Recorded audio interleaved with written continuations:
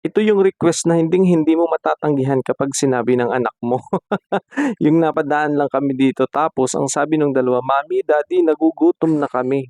Oh, 'di ba makakatanggi pa ba kami niyan, eh, nagugutom na. Kaya siyempre ang mommy to the rescue agad, bili agad ng pagkain kasi bawal magutom ang dalawa nating bata. At saka kapagka galing sila sa eskuwelahan ang pansin namin lagi silang madalas ay gutom kapagka pagod sila galing sa eskuwelahan. Yun yung isa sa malaking pagbabago nila mula nung sila ay nag-school na.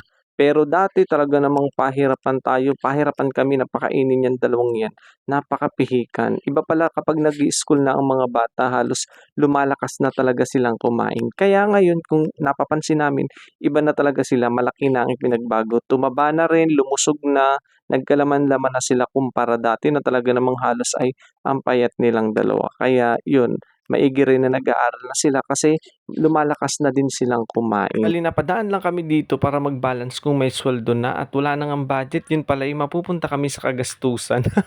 Pero siyempre para sa anak, kere lang.